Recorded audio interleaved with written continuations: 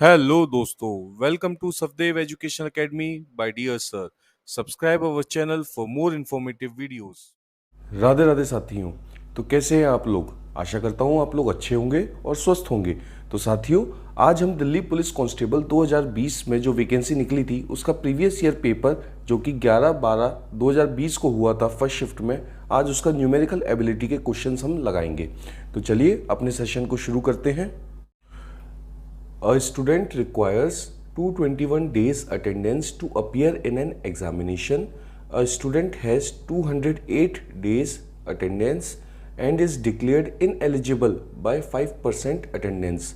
What is the percentage of attendance required to appear in the examination? एक student को किसी examination में बैठने के लिए 221 डेज की अटेंडेंस कंपलसरी है। स्टूडेंट के पास 208 डेज की अटेंडेंस है और उसको एग्ज़ाम में नहीं बैठने दिया जाता है। कितने परसेंट अटेंडेंस से इनएलिजिबल है? 5% अटेंडेंस से उसको इनएलिजिबल घोषित कर दिया जाता है। तो हमें ये बताना है कि कितने परसेंट अटेंडेंस रिक्वायर्ड है एग्ज़ाम में बैठने के लिए। तो देखिए फ्रेंड्स, कितने परसेंट अटेंडेंस कंपलसरी है? 221 डेज। स्टूडेंट की कितने डेज की अटेंडेंस है? 208 डेज। तो इसमें कितने का डिफरेंस है? इसमें है 13 डेज का। ठीक है, और इस 13 डेज की वजह से कितने परसेंट से इनएलिजिबल है? 5% अटेंडेंस से इनएलिजिबल है। तो अगर 13 डेज में 5% अटेंडेंस होती है, 1% में निकाल लीजिए, 1% में कितना होगा? तो 13 डेज डिवाइड बाय 5, ये क्या हो गया? 1%। तो 100% कितना होगा? 100% होगा 13/5 इंटू 100। ये आपका आ जाएगा 20 और ये आ जाएगा आपका 260 डेज। तो 100% अटेंडेंस कितनी मांगी है? 260 डेज। अब हमें बताना है कि कितना परसेंटेज ऑफ अटेंडेंस रिक्वायर्ड है एग्जाम में अपीयर होने के लिए। तो कितना है? 221 डेज। तो 221 डेज अपॉन 260 मल्टीप्लाई बाय 100, और इसको सॉल्व करने पे आपका आंसर क्या आएगा? आपका आंसर आएगा, ये आ गया 13। तो इसको सॉल्व करने पे आपका आंसर आएगा 85%। ठीक है फ्रेंड्स, तो हमारा ऑप्शन सी सही होगा। नेक्स्ट क्वेश्चन है, the average score of 40 students of section A is 92।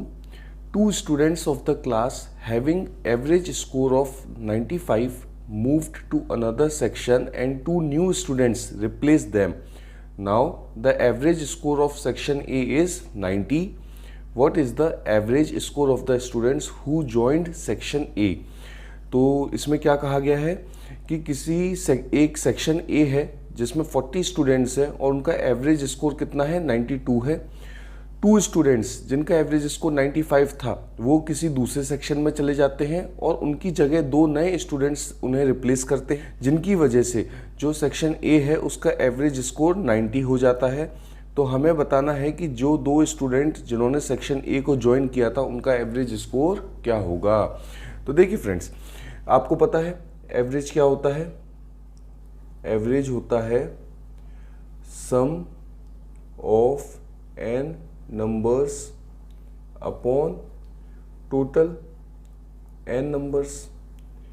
ठीक है, अब यहां पे क्या दे रखा है कि 40 स्टूडेंट्स थे जिसमें से हमें 2 स्टूडेंट्स का एवरेज पता है 95। ठीक है, तो देखिए आपके पास टोटल कितने हो गए? आपके पास हो गए सम ऑफ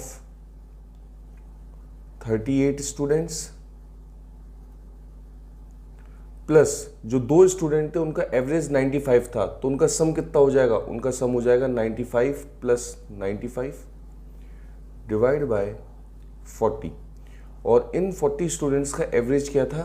92 था। ठीक है फ्रेंड्स, तो सम ऑफ 38 स्टूडेंट्स ये हम निकाल लेंगे। ये कितना आ जाएगा? 92 मल्टीप्लाई बाय 40 माइनस 190, और इसको सॉल्व करने पे हमारा आंसर आएगा 3490। तो ये क्या है? ये सम ऑफ 38 स्टूडेंट्स है। अब इन 38 स्टूडेंट्स की जगह 2 न्यू स्टूडेंट्स आए और उनका जो एवरेज स्कोर हो गया पूरी क्लास का वो हो गया 90। तो सम ऑफ 38 स्टूडेंट्स, मान लीजिए जो 2 स्टूडेंट थे, एक था एक्स एक था Y. Upon 40 is equal to 90। अब एवरेज स्कोर क्या हो गया सेक्शन का 90। तो सम, और अब यहाँ सम ऑफ 38 स्टूडेंट, जो 38 स्टूडेंट थे उनका सम क्या था 3490। तो यहाँ रख दीजिए 3490 plus X plus Y is equal to 90 into 40। तो अब x प्लस वाई की वैल्यू आ जाएगी आपकी, ये आ जाएगा 3600 माइनस 3490 जो कि होता है 110। तो अगर मुझे एवरेज निकालना है तो x plus Y divide by 2 is equal to 110 divide by 2, तो ये आपका आ जाएगा 55 मतलब ऑप्शन डी हमारा सही होगा। नेक्स्ट क्वेश्चन है हमारा, at a certain rate a some becomes 729 upon 625 of itself in 1 year when interest is compounded half yearly. What will be the compound interest on rupees 10,000 for 2.5 years at the same rate of interest if interest is compounded annually? तो इसमें बोला गया है कि एक किसी certain rate पे एक अमाउंट जो है वो अपना ही 729 अपॉन 625 हो जाता है कितने साल में, एक साल में, जब जो इंटरेस्ट है वो कैसे कर रहे हैं, वो हम अर्धवार्षिक चक्रवृद्धि से काउंट कर रहे हैं। तो नेक्स्ट हमारा पूछा गया है what will be the compound interest. नया जो हमारी ब्याज होगी चक्रवृद्धि ब्याज, वो 10,000 रुपये पे 2.5 साल के लिए सेम रेट ऑफ इंटरेस्ट पे कितनी होगी जब हमारा जो इंटरेस्ट है वो क्या है, वार्षिक है। ठीक है, तो देखिए फ्रेंड्स, सबसे पहले हमें पता होना चाहिए कि हमारा अर्धवार्षिक चक्रवृद्धि का फॉर्मूला क्या होता है। तो हमारा फॉर्मूला क्या होता है, अमाउंट इज इक्वल टू मूलधन 1 प्लस r/2 अपॉन 100 की पावर 2t। अब ये बोल रहा है कि एक अमाउंट अपना ही 729 अपॉन 625 हो जाता है। तो मान लीजिए मूलधन था मेरा x, तो अमाउंट कितना हो जाएगा, अमाउंट हो जाएगा 729 अपॉन 625 x हो जाएगा। ठीक है, तो इसी को यहाँ रख देते हैं, ये हो गया 729 upon 625 x is equal to x 1 plus r/2 upon 100 की पावर 2t। तो x से x कैंसिल हो गया और टाइम कितना था, एक साल का था। ठीक है, यहाँ 1 ईयर लिखा हुआ है, तो ये आपका हो गया 1 प्लस r/2 अपॉन 102। तो ये जब यहाँ चला जाएगा तो ये हो जाएगा 1 plus r/2 upon 100 is equal to under root 729 upon 625, और ये हो जाएगा आपका 27 अपॉन 25। ठीक है फ्रेंड्स, ये आपका हो गया 27 अपॉन 25। तो यहाँ से r क्या निकलेगा, तो यहाँ से इसको सॉल्व करने के बाद आपका r आएगा 16%। तो आपका रेट ऑफ इंटरेस्ट कितना आ गया, 16%। अब वो ये जानना चाह रहा है कि अगर इस इंटरेस्ट पे, इस ब्याज दर पे 2.5 साल के लिए अगर 10,000 रुपये जमा करे जाएं तो कितना इंटरेस्ट बनेगा। तो देखिए फ्रेंड्स, ये हो गया भाई चक्रवृद्धि ब्याज इज इक्वल टू मूलधन 1 प्लस r/100 की पावर t माइनस p। ये हो गया हमारा वार्षिक चक्रवृद्धि के लिए। ठीक है, तो यहाँ पे क्या है, p है हमारा 10,000, 1 प्लस r है हमारा 16% अपॉन 100 की पावर t, ये हो गया आपका 2.5 साल माइनस 10,000। ठीक है, अब देखिए यहाँ पे क्या आ जाएगा, यहाँ पे आ जाएगा 10,000, इसको आप, ठीक है, 10,000 को आप कॉमन ले लीजिए, ये आ जाएगा आपका 1 प्लस 16 अपॉन 100 की पावर 2। ठीक है फ्रेंड्स, ये पावर 2 में आ गया, और साथ ही साथ यहाँ क्या आ गया, यहाँ आ गया 1 प्लस 16 अपॉन 100 की पावर हाफ। 2.5 को मैंने कुछ इस तरीके से लिख दिया है। ठीक है, अब ये क्या हो जाएगा, ये हो जाएगा 10,000, 1 प्लस 16, तो ये हो जाएगा आपका 116 अपॉन 100 का स्क्वायर, और ये हो जाएगा आपका 116 अपॉन 100 की पावर 1/2 माइनस 1। ठीक है फ्रेंड्स, अब ये क्या हो जाएगा, ये हो जाएगा 10,000 116। ठीक है, अगर मैं इसको देखूं तो ये क्या हो जाएगा, ये मेरा, ये तो आ जाएगा मेरा 25। ठीक है, और ये क्या हो जाएगा, ये आ जाएगा मेरा 29। तो ये हो जाएगा 29 upon 25 into 29 upon 25 into under root of 100 कितना होता है, 10 होता है। साथ ही साथ 116 का अगर मैं हाफ देखूं तो आप देखिए 116 जो है वो किन परफेक्ट स्क्वायर्स के बीच में आता है, वो आता है 10 और 11 के बीच में, ठीक है।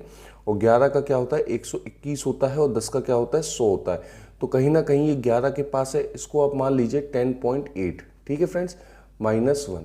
और इसको सॉल्व करने के बाद आपकी जो वैल्यू है वो अप्रोक्स वैल्यू कितनी आ रही होगी, वो कुछ 4532.48, मतलब 4532, मतलब ऑप्शन डी हमारा सही होगा।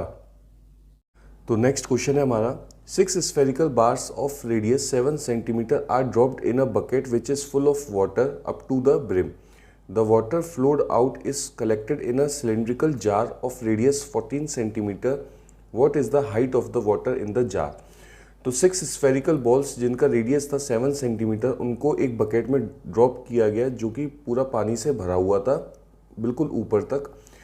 उस वाटर को जो कलेक्ट किया गया किसमें, सिलेंड्रिकल जार में, जिसका रेडियस था 14 सेंटीमीटर। तो हमें हाइट ऑफ वाटर बतानी है जार के अंदर। हमारा वॉल्यूम कांस्टेंट होगा, तो volume of spherical balls is equal to volume of cylindrical jar, ठीक है। तो वॉल्यूम ऑफ स्फेरिकल बॉल्स कितनी हो गई, पहले तो 6 बॉल्स थी और वॉल्यूम कितना होता है 4/3 पाई आर क्यूब। और ये किसमें सारा की सारी बॉल्स कलेक्ट हुई, ये कलेक्ट हुई हमारी सिलेंड्रिकल जार में। तो सिलेंड्रिकल जार क्या हो गया हमारा, सिलेंड्रिकल जार हो गया हमारा पाई आर स्क्वायर एच, ठीक है फ्रेंड्स। तो ये हो गया हमारा सिलेंड्रिकल का और ये हो गया हमारा स्फेरिकल का। तो ये हो गया आपका पाई से पाई कैंसिल हो गया, ये हो गया 6 × 4/3 R. Radius of spherical ball क्या है 7 का cube is equal to cylinder का क्या है, सिलेंडर का है 14 स्क्वायर इंटू एच।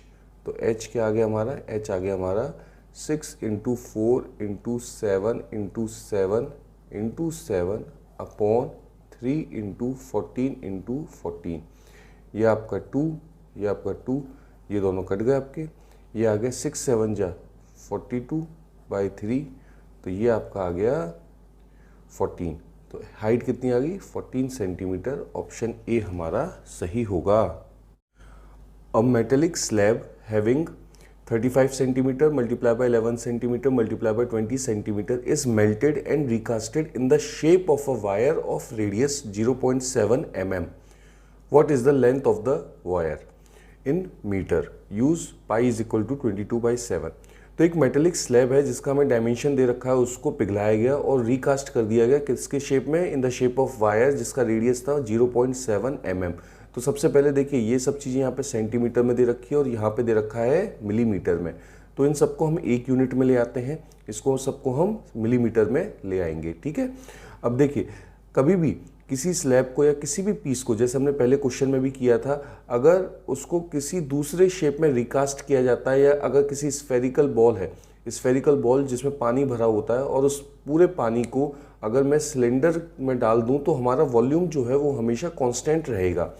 तो volume of slab is equal to volume of wire, क्योंकि पूरे के पूरे स्लैब को वायर में कन्वर्ट कर दिया गया है तो वॉल्यूम तो कांस्टेंट ही रहना चाहिए। तो 35 × 11 × 20 ये सब मिलीमीटर में लेंगे, तो ये हो जाएगा 350 मल्टीप्लाई बाय 1110, मतलब 110 multiply by 200 is equal to volume of wire, ठीक है। तो वॉल्यूम ऑफ वायर क्या होगा, वायर जो होता है अगर आप देखें तो वायर हमारा सिलेंड्रिकल शेप में होता है, तो ये हो जाएगा पाई आर स्क्वायर एच, या इसको हम लेंथ भी कह सकते हैं, ठीक है। तो ये हो गया 350 multiply by 110 multiply by 200 is equal to, pi की वैल्यू 22/7, आर है हमारा 0.7, तो ये हो जाएगा 7/10 इंटू 7/10 इंटू एल, है ना, H is equal to L, ठीक है, क्योंकि यहाँ लेंथ पूछा है, ठीक है। तो लेंथ हो गया मेरा 7 से 7 कट जाएगा, यह आ जाएगा 350 multiply by 110 multiply by 200 multiply by 10 into 10 upon 7 multiply by 22। तो ये तो आपका 10 आ जाएगा और ये आ जाएगा आपका 2, ये आ जाएगा 100 और ये आ जाएगा 50। तो ये कितना आ गया? ये फ्रेंड्स आ गया आपका 50020 और ये, ठीक है। ये क्या है अभी आपका? ये दे रखा है आपको मिलीमीटर में। आपको पता है 1 मीटर में 1000 मिलीमीटर होते हैं, ठीक है। तो इसको कन्वर्ट करेंगे तो L आ जाएगा मेरा 5000 मीटर। L कितना आ गया? 5000 मीटर। ऑप्शन डी हमारा सही होगा। नेक्स्ट क्वेश्चन है, सरिता took a loan of rupees 18,600 partly at 5% and rest at 8% per annum simple interest. She paid a total of rupees 4,800 after 4 years as interest. What is the difference in the money borrowed at two different rate of interest? सरिता ने एक पूरा total loan कितने का लिया? 18,600 रुपये का, जिसमें से कुछ अमाउंट उसने 5% ब्याज दर पे और कुछ अमाउंट जो बची हुई अमाउंट है वो 8% ब्याज दर पे ली। उसने पूरे 4 साल में 4,800 रुपये पे किए। तो हमें बताना है कि डिफरेंस इन द मनी, कि जो दोनों अमाउंट उसने लिए थे, ठीक है, उनमें डिफरेंस आपस में क्या होगा। तो देखिए फ्रेंड्स, मान लेते हैं कि पहला अमाउंट था x रुपीज़ और दूसरा अमाउंट था 18,600 माइनस x रुपीज़। तो एक उसने 5% ब्याज दर पे लिया था और दूसरा उसने 8% की ब्याज दर पे लिया था। और टोटल कितने साल? 4 साल, ठीक है, 4 साल का समय। तो देखिए उसने और टोटल कितना पेमेंट किया? पेमेंट किया 4,800। तो 4,800 का टोटल सिंपल इंटरेस्ट, या कहें इसको total simple interest, total is equal to simple interest 1 plus simple interest 2, ठीक है फ्रेंड्स। अब टोटल सिंपल इंटरेस्ट कितना हो गया? 4,800। सिंपल इंटरेस्ट 1, तो ये हो गया आपका x रुपीज़ लिया था, 5% की ब्याज दर पे लिया था और 4 साल के लिए लिया था, प्लस सिंपल इंटरेस्ट 2, तो 18,600 माइनस x रुपीज़ लिया था, 8 साल के लिए लिया था, 4% की ब्याज दर पे लिया था, डिवाइड बाय 100, ठीक है फ्रेंड्स। तो ये हो गया 4,800 इंटू 100, ये 100 यहाँ चला जाएगा, यहाँ पे क्या है 20x plus 18,600 minus x into 32, ठीक है फ्रेंड्स। तो ये आ जाएगा मेरा 20x प्लस इसको इससे मल्टीप्लाई करेंगे तो ये आ जाएगा 595200 माइनस 32x, और यहाँ क्या आ जाएगा? यहाँ आ जाएगा आपका ये वैल्यू। तो अगर यहाँ पे इसको इंटरचेंज करें तो ये आ जाएगा 32x minus 20x is equal to 595200 minus 48, ठीक है, और 12x आ जाएगा आपका 115200। तो x की वैल्यू क्या आ गई? x की वैल्यू आ गई 9600। तो x क्या है? x है मेरा 9600। तो दूसरा वाला वैल्यू क्या हो जाएगी? 18,600 माइनस 9,600, तो ये आ जाएगी मेरी 9,000, ठीक है। और इन दोनों का सब्ट्रैक्शन, ये इन दोनों का सब्ट्रैक्शन क्या होगा? 9,600 माइनस 9,000, तो ये आ जाएगा आपका 600 रुपीज़। तो ऑप्शन बी मेरा सही होगा। नेक्स्ट क्वेश्चन है, a shopkeeper earns a profit of 35% when he sells article at a discount of 10%। What will be the profit percentage if he gives 20% discount. तो एक शॉपकीपर ने अगर एक आर्टिकल को 10% डिस्काउंट पर बेचा तो उसे प्रॉफिट कितना हुआ? 35% का। अगर वह वही आर्टिकल को अगर 20% डिस्काउंट पर बेचता तो उसको कितने परसेंट का प्रॉफिट होता? तो देखिए फ्रेंड्स, मान लीजिए जो मेरा विक्रय मूल्य है, जो मेरा सेलिंग प्राइस है वो ₹100 था। अब उसने बेचा कितने का? बेचा उसने, छूट कितनी करी? छूट करी उसने, या कहें डिस्काउंट दिया उसने 10% का। तो 10/100 इंटू 100, ये हो गया ₹10। तो आफ्टर डिस्काउंट जो मेरा विक्रय मूल्य हो गया वो हो गया ₹100 माइनस ₹10, तो ये हो गया ₹90, ठीक है। 90 रुपये उसका विक्रय मूल्य हो गया डिस्काउंट के बाद। तो 90 रुपये, ठीक है, और उसको प्रॉफिट कितने का हुआ? 35% का। तो 135/100, और ये हो गया आपका कॉस्ट प्राइस, क्रय मूल्य। तो क्रय मूल्य कितना आ जाएगा, क्रय मूल्य आ जाएगा 90 इंटू 100 डिवाइड बाय 135, ठीक है। और ये सॉल्व करने पे आपकी वैल्यू क्या आ जाएगी, 9000 डिवाइड बाय 135। इसको अभी ऐसे ही लिखे रहने दीजिए, ठीक है। अब वो ये कह रहा है कि अगर वो 20% की छूट देता तो उसका प्रॉफिट परसेंटेज क्या होता। तो 20% की छूट है ना, तो छूट कितनी हो जाती है 20% की, 20% की किस पे, 100 रुपये पे। तो ये कितना हो जाता है ₹20। तो छूट के बाद मेरी सेलिंग प्राइस क्या आ जाती, 100 माइनस 20, तो ये हो जाती है ₹80। तो बस फॉर्मूले पे रख दीजिए। फॉर्मूला क्या है, विक्रय मूल्य is equal to 100 plus profit percentage upon 100 into क्रय मूल्य, ठीक है। तो ये कितना हो जाता है, ये हो जाता है 80 is equal to 100 plus P percentage upon 100 into क्रय मूल्य क्या है, ये रहा 9000 डिवाइड बाय 135। और इसको सॉल्व करने पे मेरा प्रॉफिट क्या आता, इसको सॉल्व करने पे मेरा प्रॉफिट जो है वो आता 20% का, ठीक है, 20% का। ऑप्शन ए जो है वो सही होगा।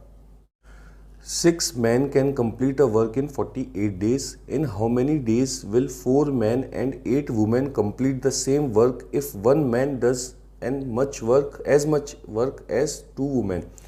तो 6 मैन जो है वो कितने दिन में काम को कंप्लीट करते हैं, 48 डेज में। अगर 4 मैन और 8 वुमेन साथ में काम करें तो वो कितने दिन में काम कंप्लीट करेंगी, जब कहा गया है कि एक मैन जो है वो 2 वुमेन के बराबर कार्य करता है, ठीक है। तो अगर एक मैन 2 वुमेन के बराबर कार्य करता है तो 4 मैन जो है वो 8 वुमेन के बराबर काम करेंगे, ठीक है। तो यहाँ पे दिया गया था 6 मैन जो है वो किसी कार्य को 48 डेज में करते हैं। तो 4 मैन प्लस 8 वुमेन उसी कार्य को कितने दिन में करेंगे। 4 मैन, 8 वुमेन की जगह मैं 4 मैन रख सकता हूँ, तो ये हो गया 4 मैन, तो ये टोटल हो गया 8 मैन, ठीक है। अब ये किसी कार्य को कितने दिन में करेंगे। तो मैंने आपको MDH मसाला ट्रिक बताई थी, ठीक है। अगर आपने वो नहीं देखा है लेक्चर तो आप वो देख सकते हैं, मेरे प्लेलिस्ट में वो डला हुआ है।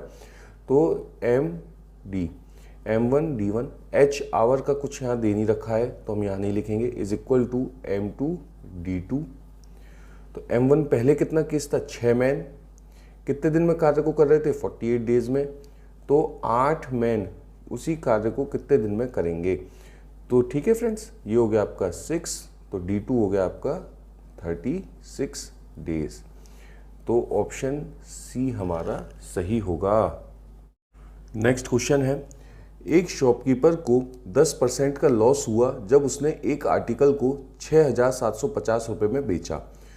तो अगर उसको 10% का प्रॉफिट चाहिए होता तो हमें बताना है कि वो उसका उस आर्टिकल का विक्रय मूल्य क्या होता, ठीक है फ्रेंड्स। तो देखिए हमें पता है फॉर्मूला क्या होता है, विक्रय मूल्य is equal to 100 plus profit और loss percentage upon 100 multiply by क्रय मूल्य।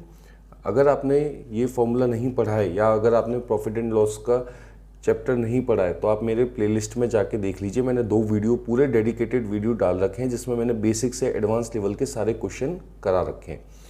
तो ये हो गया फॉर्मूला। अब देखिए उसने बेचा कितने का, उसने बेचा 6750 रुपये का और उस पर उसको नुकसान कितना हुआ, नुकसान हुआ उसको 10% का। तो 100 लॉस जो है वो माइनस में आता है, 10% अपॉन 100 इंटू क्रय मूल्य। तो क्रय मूल्य कितना आ गया, क्रय मूल्य आ गया 6750 इंटू 100 डिवाइड बाय 90 और ये आ गया मेरा 7500 रुपीज़। तो क्रय मूल्य कितना हो गया, 7500 हो गया। अगर उसको इस आर्टिकल पे 10% का मुनाफा चाहिए होता तो हमें बताना है कि वो उस आर्टिकल को कितने पैसे में बेचता। तो वापस इसी फॉर्मूले पे आ जाइए, selling price is equal to 100 plus उसको कितने परसेंट का मुनाफा चाहिए था, 10% का मुनाफा चाहिए था। तो हमें बताना है उसकी सेलिंग प्राइस क्या होगी और CP क्या है 7500। तो ये आ गया आपका 110 अपॉन 100 इंटू 7500 और इसको सॉल्व करने पे मेरी वैल्यू आ रही है 8250 रुपये। ऑप्शन बी मेरा सही होगा। नेक्स्ट क्वेश्चन है the sum of two number is 33 if there LCM and HCF are 72 and 3 respectively then what is the difference in the number. तो देखिए फ्रेंड्स, कोई भी दो नंबर हैं x प्लस वाई, उनका सम है 33। अगर उनका एलसीएम और एचसीएफ क्या है 72 और 3, तो हमें पता है product of two numbers is equal to product of their LCM and HCF. ठीक है फ्रेंड्स, दो नंबर का प्रोडक्ट क्या है x इंटू वाई, और उनका product of their LCM and HCF क्या हो जाएगा 72 इंटू 3। ये क्वेश्चन 1। x की वैल्यू यहाँ से रख दें तो ये हो गया 33 minus Y multiply by Y is equal to, ये वैल्यू आ गई। ठीक है, तो ये हो गया 33 Y minus Y square is equal to 216 और Y square minus 33 Y plus 216 is equal to 0। इसको हम और कैसे लिख सकते हैं, Y square minus 24 Y minus 9 Y plus 216 is equal to 0। तो Y minus 24 minus 9 Y minus 24 is equal to 0 और Y minus 9 Y minus 24 is equal to 0। तो यहाँ से हमें क्या पता चल गई, y इज इक्वल टू 9 और 24। अगर y की वैल्यू 9 होती है तो x की वैल्यू हो जाएगी 24, और अगर y की वैल्यू 24 होती है तो x की वैल्यू हो जाएगी 9। तो दोनों की वैल्यू क्या आ गई 24 9। अगर इनका डिफरेंस कर दें तो हमें डिफरेंस ही जानना है, तो 24 माइनस 9 होता है 15। ऑप्शन डी हमारा सही होगा। A number when divided by 119 leaves remainder 19. What will be the remainder when the same number is divided by 17? तो देखिए फ्रेंड्स, एक नंबर है जिसको अगर मैं 119 से डिवाइड करूं, 119 से अगर मैं डिवाइड करूं, मान लीजिए x नंबर है, तो रिमाइंडर क्या आता है, रिमाइंडर आता है 19। ठीक है, और क्वोशिएंट मान लीजिए y आता है, तो x क्या हो गया, x हो गया 119y प्लस 19। अगर उसी नंबर को मैं 17 से डिवाइड करूं तो मेरा रिमाइंडर क्या आएगा। तो देखिए फ्रेंड्स, जब मैं उस नंबर को 119y प्लस 19 को अगर मैं 17 से डिवाइड करूं, तो आपको पता है 17 मल्टीप्लाई बाय 7 119 होता है, तो ये तो पूरा मेरा डिवाइड हो जाएगा। ठीक है, बचेगा क्या 19। तो अगर मैं 19 को 17 से डिवाइड करूं तो रिमाइंडर क्या आएगा, रिमाइंडर आएगा 2। ऑप्शन डी मेरा सही होगा। नेक्स्ट क्वेश्चन है A shopkeeper bought two computer printers of different companies for rupees 10,500. By selling one printer at a gain of 20% and the other printer at a loss of 10%, he finds that the selling price of each printer is the same. What is the net profit or loss? एक shopkeeper ने दो computer printer अलग अलग कंपनियों से खरीदे जिनकी total cost price थी 10,500। एक प्रिंटर को उसने सेल किया 20% गेन पर और अदर प्रिंटर को उसने सेल किया 10% लॉस पर। तो जब उसने फाइंड किया लास्ट में कि दोनों की सेलिंग प्राइस जो थी वो सेम थी, तो हमें बताना है कि नेट प्रॉफिट या लॉस क्या होगा। तो देखिए फ्रेंड्स, मान लीजिए एक प्रिंटर की कॉस्ट प्राइस थी x रुपीज़ और दूसरे प्रिंटर की कॉस्ट प्राइस थी 10,500 माइनस x रुपीज़। तो उसने क्या फाइंड किया कि सेलिंग प्राइस जो दोनों की है, जो विक्रय मूल्य है दोनों का, वो सेम है। एक को उसने कितने परसेंट पे गेन पे बेचा, 20%, तो ये मान लीजिए 120/100 x पे बेचा, और दूसरे को उसने कितने पे 10% के लॉस पर बेचा, तो ये हो गया आपका 90/100 10,500 माइनस x। ठीक है फ्रेंड्स, 100 से 100 कैंसिल हो गया, ये आपका आ गया 3 और ये आ गया आपका 4। तो ये क्या आ गया 4x इज इक्वल टू, ये आ गया माइनस 3x, तो 7x इज इक्वल टू। ठीक है, तो आपकी ये वैल्यू आ गई। तो x की वैल्यू क्या आ जाएगी, x की वैल्यू आ जाएगी आपकी 4,500। ठीक है, 4,500। अगर x की वैल्यू 4,500 है तो दूसरा वैल्यू कितना आ जाएगा, 10,500 माइनस 4,500, दूसरा आ गया आपका 6,000। तो टोटल कॉस्ट प्राइस क्या हो गई, टोटल कॉस्ट प्राइस हो गई 10,500 की, और सेलिंग प्राइस क्या हो गई, सेलिंग प्राइस हो गई 120/100 इंटू x 4500, तो ये आ गई आपकी 5400। ठीक है फ्रेंड्स, तो दोनों सेलिंग प्राइस क्या आ गई 5400। ईच। तो टोटल सेलिंग प्राइस क्या आ गई, टोटल सेलिंग प्राइस आ गई 10,800। टोटल कॉस्ट प्राइस कितनी है 10,500। तो प्रॉफिट क्या हो गया, selling price minus cost price, तो आ जाएगा ₹300 का। तो हमारा ऑप्शन सी सही होगा। नेक्स्ट क्वेश्चन है, the ratio of the marked price of wheat and rice is 3:8 and the ratio of their quantities consumed in a family is 16:3। What is the ratio of the expenditure on wheat and rice. तो देखिए friends, हमें पता है expenditure क्या होता है, expenditure rupees में आता है। Expenditure is equal to quantity into price. ठीक है फ्रेंड्स, एक्सपेंडिचर क्या होता है, क्वांटिटी इनटू प्राइस। तो अगर मैं व्हीट की बात करूं तो ये रेशियो क्या दे रखा है, ये दे रखा है प्राइस का। ठीक है, price of wheat upon price of rice जो है वो दे रखा है 3:8 और quantity of wheat upon quantity of rice दे रखा है 16:3। तो अगर मुझे expenditure on wheat upon expenditure on rice निकालना है तो ये क्या हो जाएगा, ये हो जाएगा quantity of wheat into price of wheat upon quantity of rice into price of rice.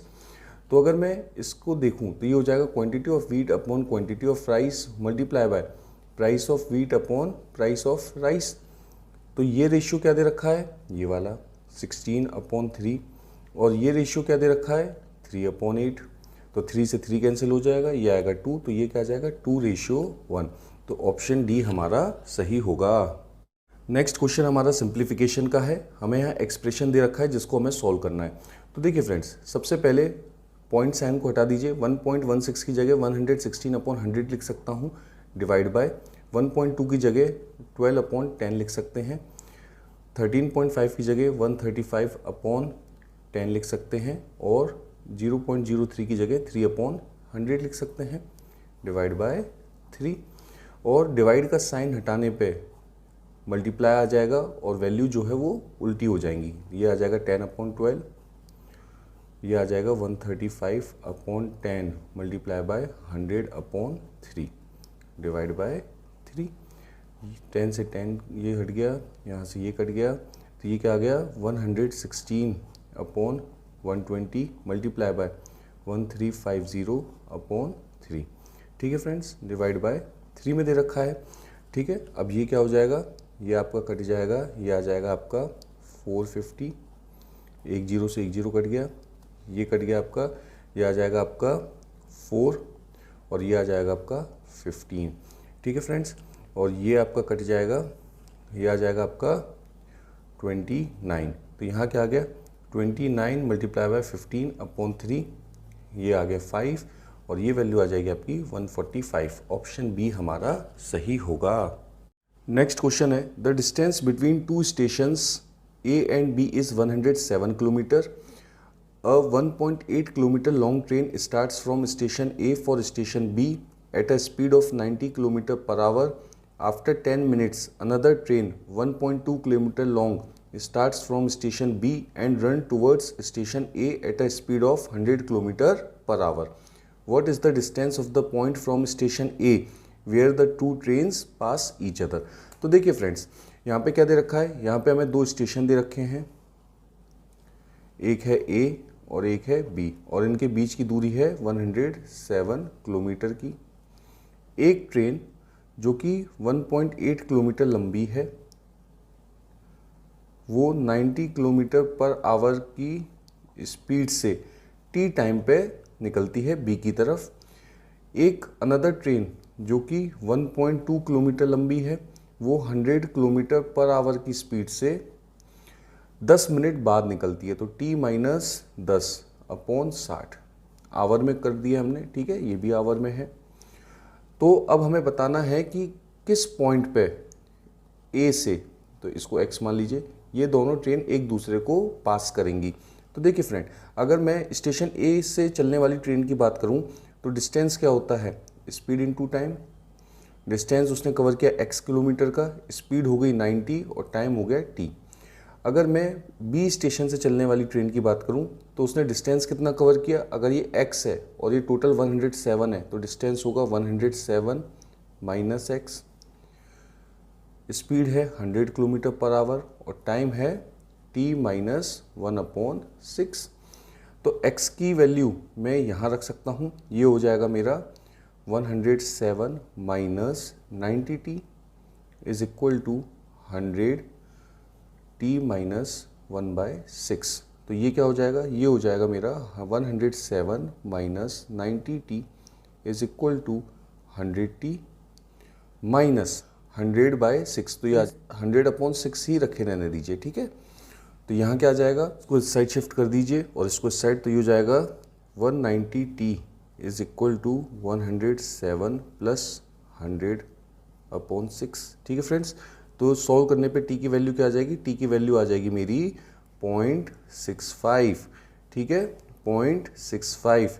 इसको आप इक्वेशन 1 में रख दीजिए तो x is equal to 90t is equal to 90 into 0.65, तो ये आ जाएगा 9 इंटू 6.5 और इसको सॉल्व करने पे आ जाएगा